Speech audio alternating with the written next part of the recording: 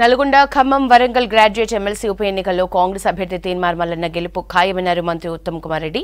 రాష్ట్రంలో నిరుద్యోగులు, ఉపాధ్యాయులు, మేధావులు కాంగ్రెస్ వైపే ఉన్నారన్నారు. సూర్యాపేట జిల్లా కోదాడ పట్టణంలో జరిగిన కాంగ్రెస్ కార్యకర్తల సమావేశంలో పాల్గొన్నారు ఉత్తమ్. పార్టీ కార్యకర్తలంతా మల్లన్న గెలుపు కోసం పనిచేయాలన్నారు. కోదాడ తుంగతుర్తి ఎమ్మెల్యేలు పద్మావతి, సామెల్, రాహుల్ని ప్రధాని చేయటమే లక్ష్యమన్నారు తీన్మార్ మల్లన్న.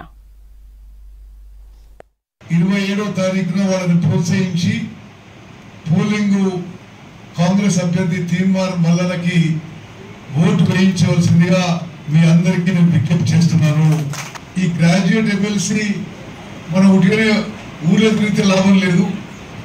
ఎవరికైతే ఓటు ఉందో మీరందరికీ మీ పట్టణంలో, మీ మండలంలో, మీ ఊర్లో ఓటర్ లిస్టు దానికి సంబంధించింది తీసుకొని ఆయా ఓటర్లను మీరు మరి వాళ్ళని అప్రోచ్ అయ్యి వాళ్ళని రిక్వెస్ట్ చేసుకోవాలి. లెక్కలు చూసుకో, రాష్ట్రంలోనే ఈ 2 కాన్స్టిట్యున్సీల కాంగ్రెస్ మన పార్లమెంట్ క్యాండిడేట్కి హైయెస్ట్ మెజారిటీ వస్తుంది. అదేవిధంగా నీ ఎన్నికల్లో కూడా ఈ 2 కాన్స్టిట్యున్సీల హైయెస్ట్ మెజారిటీ